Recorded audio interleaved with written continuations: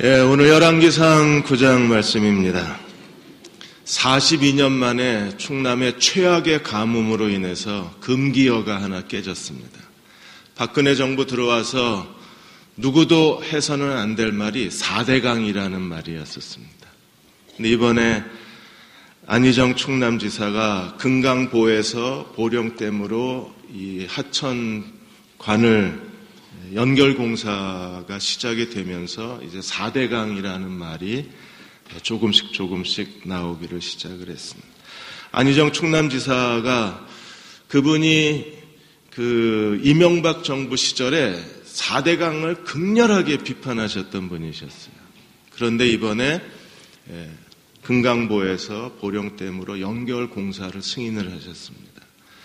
이 일에 대해서 동료 정치인들이 안희정 지사를 비난을 하자 이렇게 얘기를 하셨습니다. 가뭄 앞에서 4대강 사업을 정치적 쟁점으로 만들지 말고 다투지 말자, 이 문제를 가지고. 지금 4대강보에 수자원이 이미 있는데 그걸 활용할 기회를 잡아야지 이걸 정치적으로 이용하면 안 된다는 겁니다.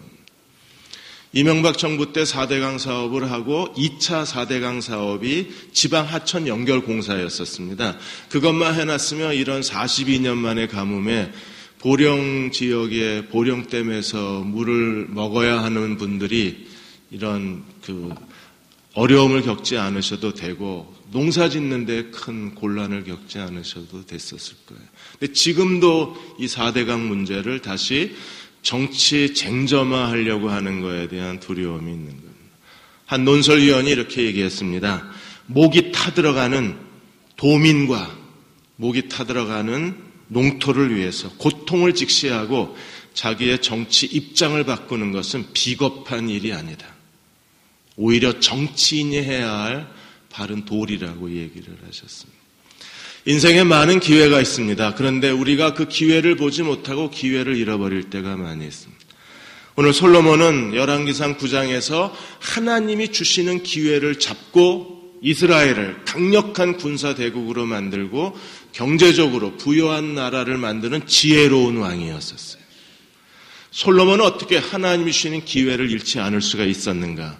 우리가 몇 가지 중요한 솔로몬의 지혜를 배우고자 합니다. 먼저 9장 1절에서 9절까지 성전으로부터 솔로몬의 지혜가 시작이 돼요.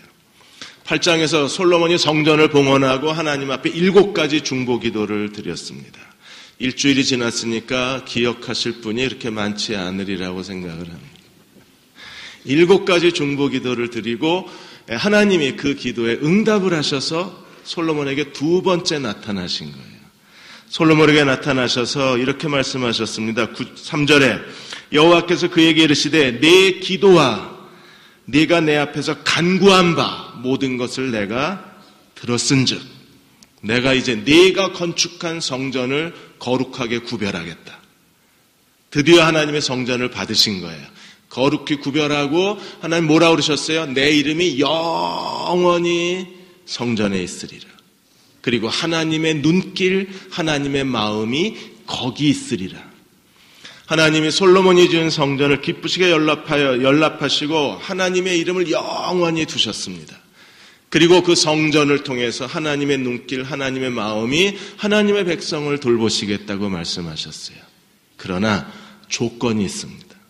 2가지 조건을 얘기하셨는데 먼저 4절에서 5절까지 내가 만일 성전을 화려하게 짓고 거룩하게 지어서 하나님이 연락했다고 자긍하지 마라.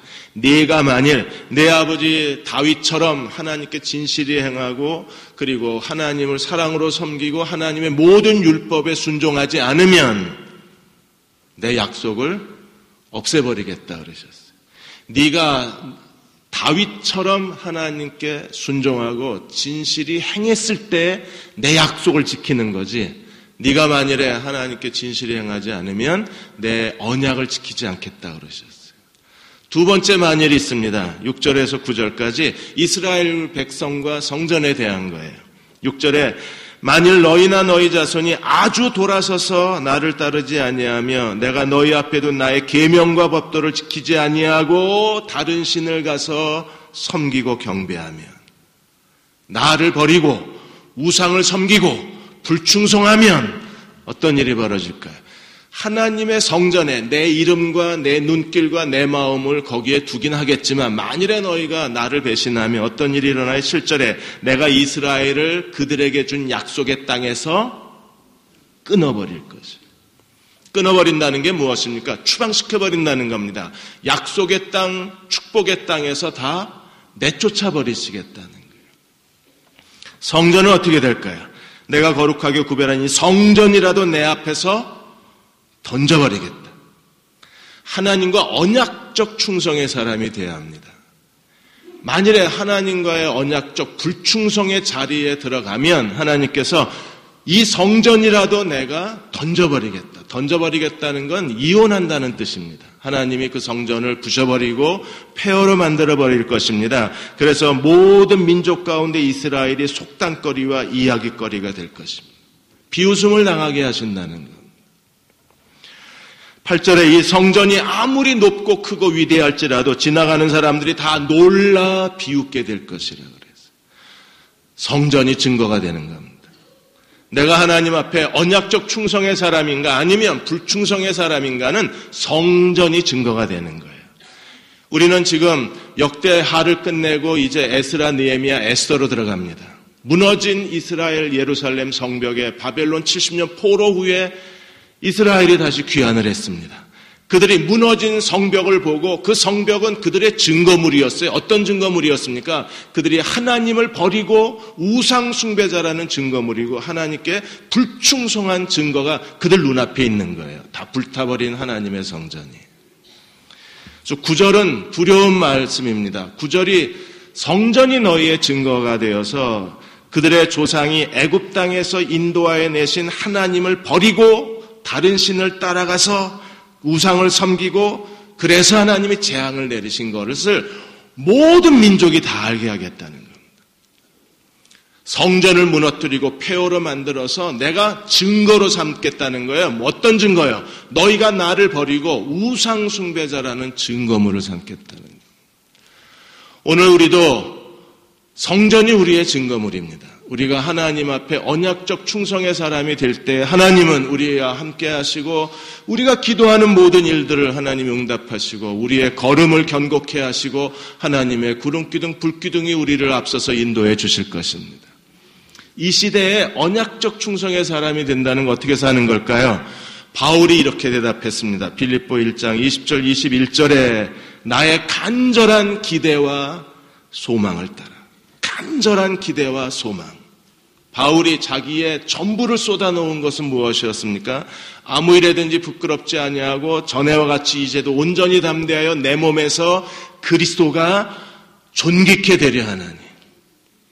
하나님의 언약에 충성한 진정한 에메트의 사람들은 예수 그리스도를 날마다의 삶에서 높이고 사는 사람들입니다. 살든지 죽든지 내 몸에서 그리스도가 높임을 받게 하려 하나니 존귀하게 되려 하나니 이는 내가 사는 것이 그리스도니 죽는 것도 유익함이라. 죽음마저도 두려워하지 않았어요. 내가 죽음으로 그리스도를 더 영광스럽게 할 수 있다면 바울은 기쁨으로 그리스도의 죽음의 잔을 마시겠다고 고백을 합니다. 유기성 목사님이 나는 죽고 예수로 살고라는 책에서 예수로 사는 사람이라는 책에서 자기 셋째 동생 얘기를 했습니다. 셋째 동생이 의사입니다. 근데 어느 날 의사를 포기하고 선교사가 되겠다는 거예요. 목사지만 이해가 안 됐습니다. 의사로도 얼마든지 하나님의 뜻을 행할 수 있고 가난한 사람을 도울 수 있고 하나님의 영광을 구할 수 있는데 왜 선교사? 의사로도 해야 될 일이 많이 있는데 그래서 기도를 하셨대요. 근데 어느 날 기도하다가 하나님이 그 마음속에 셋째 동생에 대해서 하나님이 보여주신 게 하나님이 이렇게 말씀하시는 것처럼 들렸습니다. 야, 너의 셋째 동생은 하나님 나라를 본 사람이다. 하나님 나라를 본 사람은 더 이상 같은 인생을 살 수가 없는 거예요. 그들은 하나님의 부르신 대로 순종할 수밖에 없습니다. 지금까지 살아왔던 삶의 걸음을 완전히 포기하고 다른 인생을 살아갈 수밖에 없는 거예요. 그 얘기를 듣고 유기성 목사님이 마음이 뜨거워졌습니다. 그리고 하나님 앞에 자기가 울기를 시작을 했습니다. 그리고 몇 달 후에 동생이 선교훈련 받는 캠프를 방문을 한 거예요. 캠프 숙소에 갔는데 그냥 숙소가 아니라 그 컨테이너 하우스입니다. 그 좁은 컨테이너 하우스에 가족들이 살고 있는 거예요.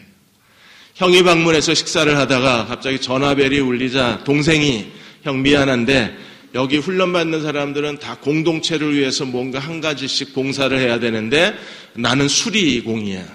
그래서 지금 옆집 숙소에 싱크대가 망가져서 지금 고치러 가야 되니까 형 여기 있든지 가든지 마음대로 하세요. 이러고는 공구를 들고 오래된 트럭을 털털털털 끌고 떠나는 모습을 본 겁니다. 그 모습을 보고서 유기성 목사님이 그래 내 동생 같은 사람들이 하나님 나라를 보고 자기의 모든 걸 포기하고 우리 조선까지 온 선교사들이 없었으면 우리가 어떻게 복음을 들을 수 있었겠는가. 자기를 포기하고 그리스도의 사명을 위해서라면 그리스도를 위해서라면 자기의 전부를 희생한 사람들이 있었기에 오늘 하나님 나라가 이렇게 확장될 수 있었던 게 아닌가. 그래서 유기성 목사님이 나는 죽고 예수로 사는 사람이라는 책에서 셋째 동생 얘기를 하는 겁니다. 그리스도를 진정으로 사랑하는 사람들, 하나님 나라를 본 사람들은 오늘도 이 시대에서 그리스도를 높이는 일에 자기의 전부를 쏟아놓는 사람들입니다. 하나님이 그들의 신앙의 중심성, 정결함, 그 정직함, 진실함을 보시고 그들을 이 시대의 영광의 그릇으로 세워주실 것입니다. 하나님이 어떻게 응답해 주실까요? 제일 먼저 9장 10절에서 19절까지 가불과 게셀에 대한 얘기가 나와요. 9장 11절에 10절에 먼저 솔로몬이 두 개의 집을 짓습니다. 하나는 하나님의 집, 하나는 자기 집이에요. 두 개의 집을 짓는 데에 결정적으로 도와준 사람이 누굽니까? 두로왕 히람입니다. 히람은 솔로몬이 이 두 개의 집을 짓는 데 필요한 잣나무, 백향목, 금, 완전히 하나님의 성전은 골드하우스잖아요. 금집이잖아요. 그 모든 금을 히람이 다 제공을 한 겁니다. 14절에 보시면 이게 땅값으로 준 건지 아니면 그동안 건축하는 20년 동안 히람이 솔로몬에게 준 건지 저희가 정확하게 알지는 못하지만 어쨌든 히람이 금 120달란트를 솔로몬에게 줬어요. 여러분 120달란트면요 4.2톤입니다. 1톤 트럭 4대 반이에요. 그걸 20년 동안 줘서 성전에 금을 바르고 솔로몬이 자기 왕궁을 금으로 건축할 수 있었던 거예요. 이런 히람에 대해서 솔로몬이 마땅히 답례를 해야 되지 않겠습니까? 가장 지혜로운 왕이 답례를 해야죠. 그래서 솔로몬이 준 게 뭐냐 하면 11절에 갈릴리 땅의 성읍 20개 도시를 히람에게 준 겁니다. 두로와 이스라엘 경계선 갈릴리 지역에 가장 비옥한 땅 20개 성읍을 히람에게 주었는데 히람이 와서 구경을 한 거예요. 땅을 주니까 히람이 와서 구경을 하고 12절에 보시면 기분이 안 좋았어요. 13절에 보시면 내 형제여 내게 준 땅들이 왜 이러한가 하고 그 이름을 가불이라 그랬습니다. 월급을 가불하는 게 아니고요. 가불이라는 것은 이게 뭐야 이런 뜻입니다. 에게 이런 거예요. 솔로몬은 자기가 줄 수 있는 최선의 것을 히람에게 줬는데 히람에게는 에게 이렇게 돼버렸습니다. 그래서 일부 학자는 솔로몬이 비열하다고 그럽니다. 쓸모없는 땅을 줬다고 말합니다. 아닙니다. 솔로몬이 그럼 비열한 인간인가요? 쓸모없는 땅을 줬나요? 아니요. 두로왕 히람은요, 해상 제국을 세운 왕입니다. 해상 무역을 통해서 나라를 부강시킨 왕입니다. 바다엔 전문가지만 농사는 전혀 모르는 사람입니다. 그런데 솔로몬이 준 땅은 농사 짓기 진짜 좋은 땅입니다. 해상 바다에서 자라나서 바다의 제국을 건설한 사람이 농사 짓는 땅을 보니까 에게 소리가 나온 거예요. 어떤 분이 저한테 최신형 트랙터를 선물로 줬습니다. 저는요, 에게 가불 이럴 수밖에 없습니다. 왜요? 그 트랙터 갖고 뭐 할 거예요? 출퇴근할 겁니까? 어떤 손자가 할아버지 드린다고 저 전기도 없는 산골에 혼자 사시는 할아버지한테 아이패드 2를 갖다 드렸습니다. 그 할아버지 그거 갖고 뭐 하시게요? 애게 소리가 나올 수밖에 없는. 그 할아버지 뭐 하실까요? 아마 냄비 받침이나 쓰시겠죠. 히람이 볼 때에는 갈릴리 성읍 22개가 이거 왜 줬지? 뭐 때문에 줬지? 애게 소리가 나온 거예요. 도로 돌려줬습니다. 어떤 사람들은 어떻게 하나님의 언약의 땅을 솔로몬이 마음대로 줄 수 있냐? 솔로몬이 교만해졌다 그럽니다. 아니요. 이사야 9장에 보시면 그 갈릴리에 대해서 이사야 선지자가 뭐라고 말을 했느냐 하면 이방의 갈릴리라고 그랬어요. 이미 이사야 선지자 시대에도 갈릴리는 이방인의 지, 이교도들이 살았고 이방인들이 살았던 지역입니다. 예수님 당시에도 그 지역은요, 이방인들의 사는 지역이었고 이교도 지역이었어요. 그래서 예수님이 갈릴리에서 3년의 공생의 사역을 대부분 보내신 겁니다. 그러므로 솔로몬이 그 땅을 준 것은요, 하나님의 언약의 땅이긴 하지만 이스라엘 백성이 살지는 않았습니다. 이교도들이 살았기 때문에. 그리고 하나님의 성전을 짓는데 너무 고마운 사람이 히람이잖아요. 언약의 땅을 나눠줄 수도 있죠. 그래서 갈릴리 성읍 20개를 준 거였습니다. 근데 히람이 돌려주자 역대하 8장 2절에 보시면 솔로몬이 그 20개 성읍을 건축해서 이스라엘 자손에게 주었다 그랬어요. 그러니까 분명히 안 살았던 거죠.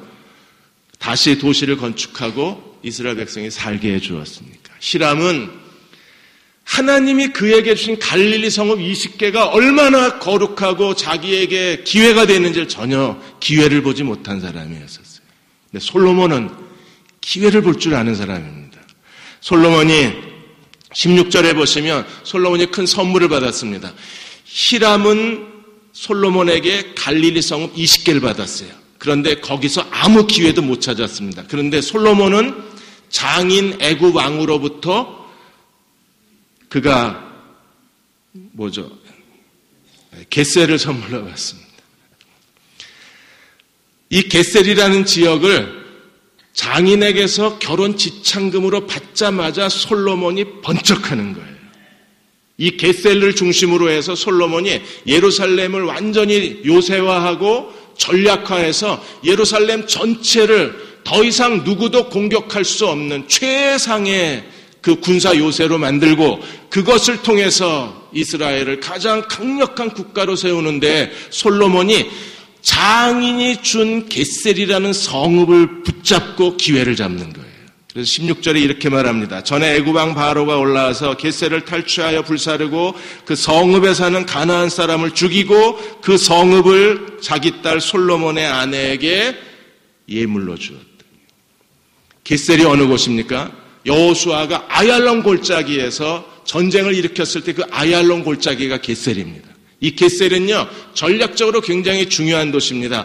동서무역로하고 남북무역로가 만나는 지점이 겟셀입니다. 그래서 동서무역로 왕의 대로, 얘기 들어보셨죠? 왕의 대로가 만나고 그 다음에 남북무역로 해안로가 만나는 지역에 겟셀이 있는 거예요. 그래서 역대에 세계를 지배하려고 했던 모든 나라와 팔레스틴의 강대국들은 전부 겟셀을 정복하기 위해서 온 힘을 다 기울였습니다. 겟셀을 정복하면 거기에 경제적 이익을 얻을 뿐 아니라 군사적으로도 중요한 지역이었기 때문에 그 지역을 확장해야 할 수 있었고 그리고 자기가 원하는 땅들을 얻어낼 수 있었기 때문에요. 그런데 그 겟셀을 누가 선물로 줘요? 장인이. 이런 장인이 있으면 얼마나 좋을까요? 그 전략적 가장 중요한 지역 겟셀을 선물로 준 겁니다. 순식간에 솔로몬은요, 겟셀을 중심으로 해서 거대한 두 번째 건축 프로젝트를 시작을 합니다. 첫 번째 건축 프로젝트는요, 하나님의 성전과 궁궐을 짓는 20년. 두 번째 건축 프로젝트는 이 겟셀을 중심으로 해서 시작이 되는 거예요. 그래서 15절에 이렇게 말합니다. 솔로몬 왕이 역군을 일으킨 까닭은 이러하니 왜 역군, 노동자들을 일으켰는가? 까닭이 이러하니 그 까닭의 시작이 바로 겟셀에 있는 거예요. 그래서 15절에 여호와의 성전과 자기 왕궁과 밀로와 예루살렘 성과 핫솔, 무깃도, 겟셀을 건축했다 그랬어요. 고고학자 야딘이 이 지역을 발굴을 해서 솔로몬의 건축터를 발굴해냈습니다. 그래서 핫솔을 10개 지층으로 나누었는데 10번째 지층에서 솔로몬의 성전터가 나왔고 이 핫솔 그리고 무깃도 겟셀이 공통점이 뭐냐면 그 대문 모양이나 건축하는 모양이 비슷비슷했어요. 그래서 솔로몬 시대에 지었던 건축물로 추정을 하는 겁니다. 무엇보다도 무깃도에는 공공 건물이 고고학에서 발굴이 된 거예요. 솔로몬 시대에 지방 행정의 중심지가 무깃도였을 것으로 추정을 하는 겁니다. 성경에서 말하고 있는 하솔, 무깃도, 겟셀. 거기서부터 시작해서 그 겟셀을 중심으로 해서 17절에 겟셀과 아래 베토론을 건축하고 베토론이 무너지면 예루살렘이 무너져요. 베토론을 잡아야 되는데 이 베토론을 잡으려면 겟셀을 잡아야 되는 거예요. 그런데 그 겟셀을 선물로 잡고 순식간에 베토론까지 올라가는 겁니다. 그리고 18절에 바알랏과 그 땅에 있는 다드몰과 그리고 19절에 국고성, 병거성, 마병의 성들을 건축하고 모든 필요한 국고성, 마병의 성 그리고 군인들이 머물 수 있는 병거성 이런 것들을 솔로몬이 건축해낸 겁니다. 솔로몬은 겟셀 하나를 장인에게 받았는데 그걸 중심으로 해서 순식간에 예루살렘 전체를 완벽한 요새화를 만들고 자기가 건축하고자 하는 모든 것들을 예루살렘 안에 건축해낼 수 있었던 거예요. 하나님 앞에 하나님과 함께 하나님을 경외하고 하나님을 참으로 의지하는 사람들은 하나님이 기회를 주실 때에 기회를 보고 기회를 붙잡을 줄 아는 사람이에요. 그래서 솔로몬이 그 애굽 왕 자기 장인이 던져준 겟셀을 잡고 어떤 일들을 해냈는가를 오늘 열왕기상 9장에서 기록하고 있는 겁니다.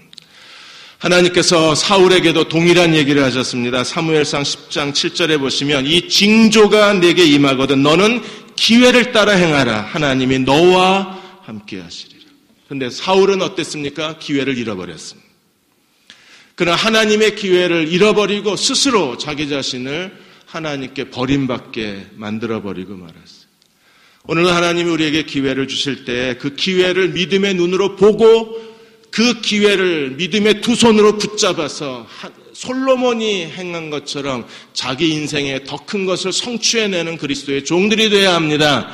그러기 위해서 우리는 하나님 앞에 하나님을 섬기는 신앙의 진실함이 필요한 거예요. 왜냐하면 진실한 사람에게만 기회가 보이기 때문에. 이번에 현대자동차가 미국의 누적 판매량 1,000만 대가 넘었습니다. 전 세계 자동차 브랜드 가운데 미국 땅에서 1,000만 대를 판 게 미국 안에 있는 빅3 자동차 세계 회사를 포함해서 9개밖에 안 돼. 이번에 현대가 10번째 1,000만 대 누적 판매를 올렸습니다. 현대자동차가 이렇게 미국 땅에서 1,000만 대를 팔 수 있었던 것은 이게 1986년에 처음 엑셀을 팔고 29년 만에 이룬 쾌거입니다. 이렇게 미국에서 1,000만 대를 팔 수 있었던 것은 그 정몽구 현대자동차 그룹 회장의 역발상 경영 그리고 뛰어난 품질 경영이 이루어낸 성과라고 얘기를 했습니다. 2008년도에 미국의 금융위기가 왔잖아요. 그로 인해서 사람들의 소비가 확 줄어들었습니다. 미국 자동차 소비가 그래서 자동차 판매가 줄어든 상황이 된 거예요. 이럴 때 모든 자동차 메이커들이 소비가 줄었으니까 오히려 생산을 감소해야 되는데 이때 정몽구 회장의 역발상 정책이 뭐냐 하면 어슈어런스 정책 프로그램을 한 겁니다. 실직한 사람들이 만일에 현대자동차를 구매하고 1년 안에 실직하면 자동차를 현대자동차에 반납해도 좋다는 계약이었었어요. 경쟁사들이 저 정몽구 미쳤다 그랬습니다. 분명히 저게 부메랑으로 돌아와서 현대자동차가 망할 거라고 그랬어요. 그런데 자동차를 구입하고 1년 안에 실직한 사람이 몇 사람이 없는 겁니다. 이런 파격적인 제안으로 말미암아 현대자동차 이미지가 확 상승하고 그래서 29년 만에 1,000만 대를 파는 거예요. 98년도에도 정몽구 회장만이 할 수 있는 그런 공격적 경영이 있었습니다. 98년도만 해도 현대자동차는 완전히 고물자동차였었어요. TV 토론 프로그램에서 정치인들이 뭐 잘못하면 현대자동차 닮았다 그랬습니다. 고장도 많았고 리콜 요청도 많았고 정말 자동차 같지 않은 자동차라고 그렇게 얘기를 했었는데 정몽구 회장이 98년도에 미국을 방문한 다음에 99년도에 그가 내놓은 그 마케팅이 뭐였습니까? 10년 보증에 10만 마일 보증입니다. 대부분 자동차는 2년 보증에 2만 4천 마일이었는데 10년 보증에 10만 마일. 자동차가 완벽하게 만들어지지 않는 한 이 10년 보증이라는 것은요, 자동차 업계에는 큰 부담이 될 수밖에 없는 건데 정몽구 회장만이 해내는 겁니다. 98년도에 자동차 9만 대 팔았는데 10년 보증 10만 마일 외치고 나서는 16만 대를 팝니다. 1년 만에. 정몽구 회장은요, 위기 가운데 기회를 잡고 그 기회를 자기 것으로 만들어내서 기어이 현대차 신화를 이루어낸 거예요. 우리는 하나님을 믿는 사람입니다. 하나님은 오늘도 우리의 인생에 기회를 주시고 끊임없이 우리 인생에 새로운 도전을 주시는 하나님이세요. 그 기회를 보고 믿음으로 잡는 사람만이 그 기회를 가지고 자기가 원하는 걸 성취해낼 수가 있는 겁니다. 우리가 솔로몬에게 배워야 될 두 번째는 20절에서 24절까지 히람과 노예에 대해서 배워야 합니다. 9장 1절에 솔로몬에 대해서 성경은 이렇게 증언합니다. 솔로몬이 여호와의 성전과 왕궁 건축하기를 마치며 자기가 이루기를 원하는 모든 것을 마칩니다. 여러분도 솔로몬처럼 사시기를 축원합니다. 자기가 이루기를 원하는 모든 것을 마칩니다. 이렇게 사는 사람도 있네요. 그리고 19절에 다시 한번 솔로몬에 대해서 이렇게 증언합니다. 19절 하반절에 솔로몬이 또 예루살렘과 레바논과 그가 다스리는 온 땅에 건축하고자 하던 것을 다 건축하였는데, 하고자 하는 것을, 모든 것을 마치고 다 건축하고 모든 것과 다 솔로몬이 이걸 이루어낸 겁니다. 어떻게 해요? 솔로몬이 이걸 이루어내기 위해서 솔로몬이 하고 싶은 일을 다 하기 위해서 두 가지 중요한 조건이 있어요. 그 하나가 두로왕 히람이고 또 하나가 노동력을 제공한 역군들입니다. 두로왕 히람이 없었다면 솔로몬은 이 큰 건축 프로젝트, 1차, 2차 프로젝트를 감당해낼 수 없을 거예요. 왜냐하면 히람은 잣나무 백향목뿐 아니라 목재 전문가, 그리고 석공 전문가, 그가 필요한 모든 기술력, 솔로몬이 필요하다면 금 120달란트 모든 것을 다 제공한 솔로몬에게 큰 손 역할을 해주었던 히람이 있었기 때문에 솔로몬이 이 모든 일을 가능했던 거잖아요. 우리도 히람 같은 사람이 옆에 있으면 우리도 할 수 있죠. 필요한 모든 것을 다 공급해 주는데, 그렇게 솔로몬이 히람이 나무와 금과 기술자와 벽자를 줬다고 할지라도 노동력이 없으면 못 만드는 거잖아요. 근데 어디서 노동력을 얻었습니까? 21절에 이스라엘 자손이 다 멸하지 못함으로 그 땅에 남아있는 그들의 자손을 솔로몬이 노예로 역군으로 삼아 오늘까지 있었다. 그 땅에 남아있는 가나안 사람들, 어떤 사람들입니까? 조상들이 실패한 정책인 거예요. 하나님은 가나안 땅을 다 멸하라고 그랬습니다. 근데 여호수아 이후로 다윗 시대까지 가나안 족속을 다 멸하지 않고 데리고 살았던 거예요. 이스라엘의 실패입니다. 이스라엘의 무능입니다. 다 내쫓거나 다 정복할 힘이 없었던 거예요. 그런데 이스라엘의 그 무능과 실패를 솔로몬은 오히려 자원화해서 그 땅에 남아있는 가나안 족속을 노예로 삼고 노동력을 삼아서 그가 건축하고자 하는 것을 다 건축해낼 수 있는 모든 노동력이 이들에 의해서 제공이 된 겁니다. 하나님이 함께하는 사람이 되니까 하나님은 필요한 모든 것을 한쪽에서는 건축에 필요한 자재를 히람을 통해서 공급하고, 또 한쪽에서 건축에 필요한 노동력은 그 땅에 남아있는 민족을 통해서 하나님이 공급하셔서 결국에 솔로몬이 원하는 모든 것을 다 이루게 하시고 솔로몬이 건축하고자 하는 것을 다 하나님이 건축하게 하신 것은 하나님의 끊임없는 공급하심이 있어서 그렇습니다. 우리가 하나님 앞에 정직하게 살고 하나님을 사랑하고 하나님을 섬기고 언약적 순종, 언약적 충성의 사람이 되어야 될 이유가 여기에 있는 거예요. 하나님은 오늘도 우리가 살아가는 데 필요한 모든 것을 공급해 주시고 여호와 일에 준비해 주시고 필요한 쓸 것을 채워주시는 하나님이시기 때문에 그 하나님을 의지해야 우리 인생에 새로운 도전이 있을 수 있는 거예요. 이번에 한 신문 기자가 칼럼을 하나 썼습니다.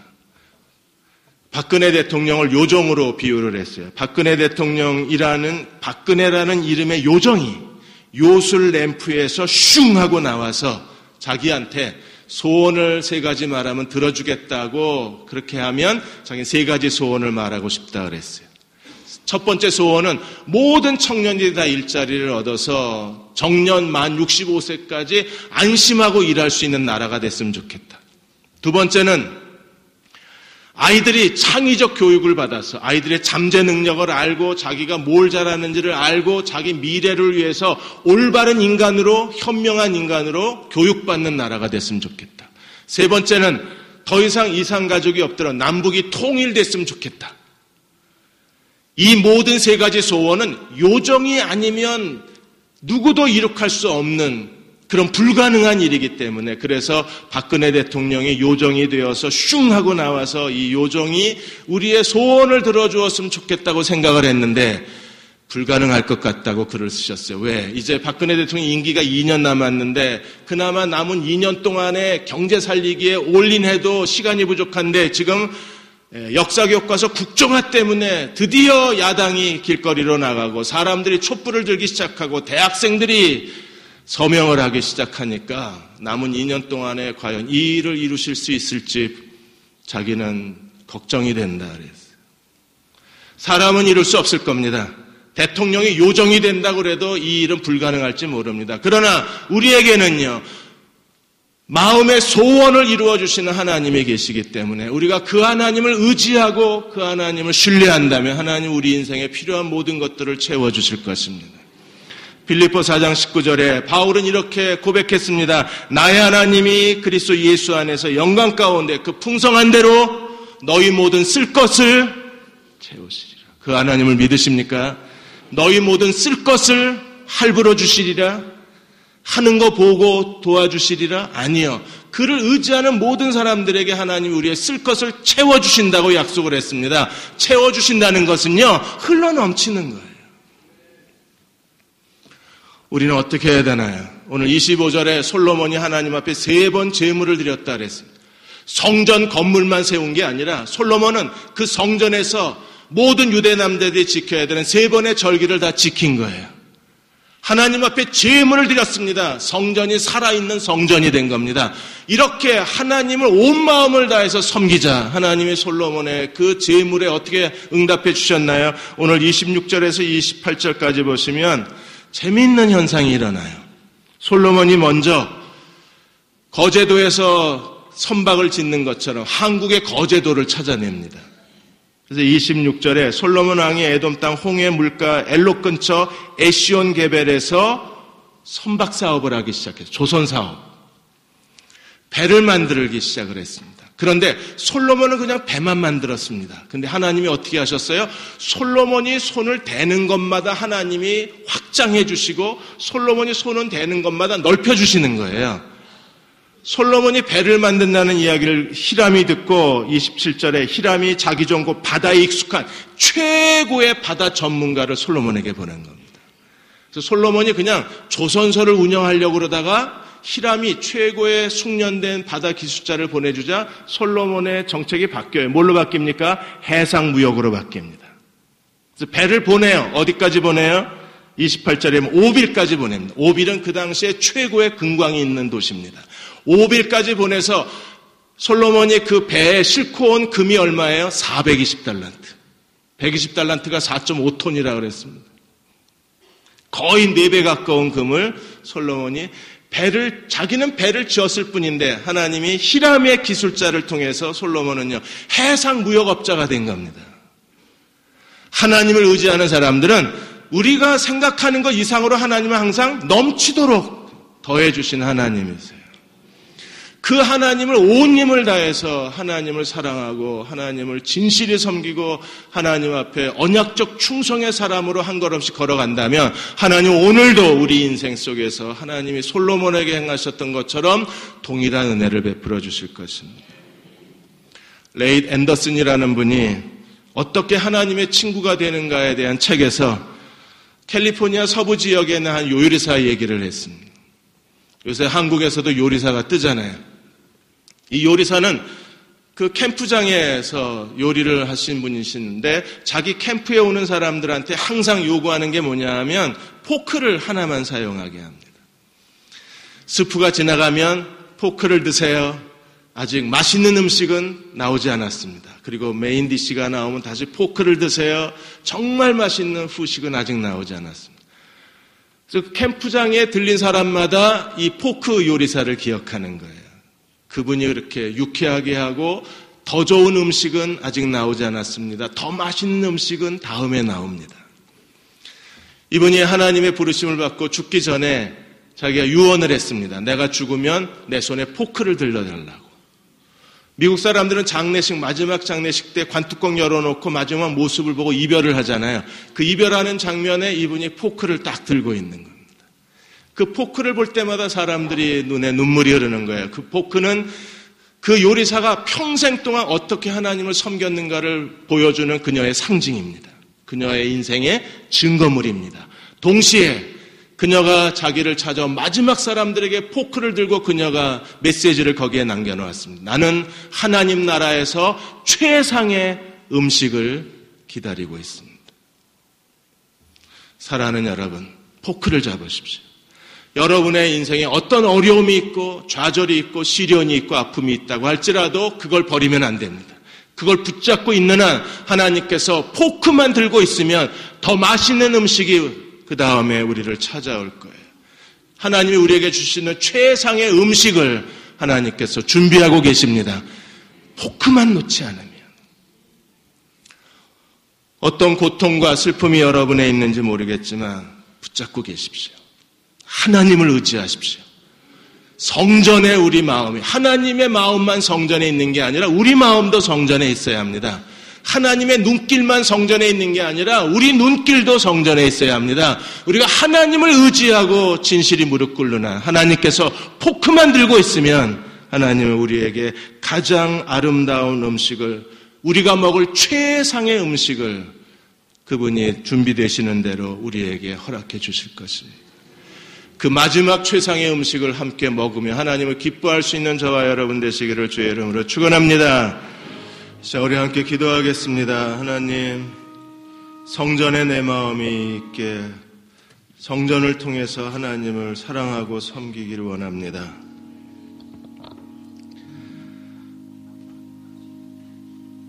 여러 가지 힘든 일들로 인해서 자주 실망할 때가 있습니다. 혼자 멍하니 창밖을 내다보며 낙심할 때도 있습니다. 이제 어떻게 해야 되나 길이 보이지 않아서 좌절할 때도 있습니다. 그러나 이제 더 이상 힘들어하지 않고 하나님을 의지하고 싶습니다. 솔로몬에게 기회를 주셨던 하나님, 그 기회를 볼 줄 알았던 눈을 가졌던 솔로몬처럼 하나님 종들을 지혜롭게 하여 주셔서 어디에 하나님이 내게 기회를 주셨는가를 알게 하시고 그 기회를 붙잡을 수 있는 그리스도의 믿음의 사람들이 되게 하여 주옵소서. 하나님, 이제 믿음으로 살고 싶습니다. 내 인생에 뭔가 하나님이 주시는 하나님의 증거가 내 삶에 있기를 구합니다. 아무 증거가 없는 빈손으로 더 이상 이렇게 서 있고 싶지 않습니다. 하나님, 성전이 있고 내 인생에 증거가 있게 하여 주셔서 하나님이 나와 함께 계신다고 고백하게 하시고 하나님, 내 인생에 주신 기회를 내가 이렇게 만들었다고 스스로 하나님 앞에 간증할 수 있는 저희가 되게 하여 주시고 사람들 앞에 내가 무엇을 했는가를 보여줄 수 있는 믿음의 종들이 되게 하여 주옵소서. 날 도와주십시오. 믿음을 더하여 주십시오. 간절함을 주십시오. 무릎 꿇게 해주십시오. 하나님 의지하게 하여 주십시오. 이 시간 우리 잠시만 함께 통성으로 같이 기도하겠습니다. 아버지 하나님, 하나님 기뻐하시는 예배 드리고 예배를 통하여 마음의 평안과 기쁨과 그리고 회복을 얻을 수 있는 저희들 예배가 되게 하여 주옵소서.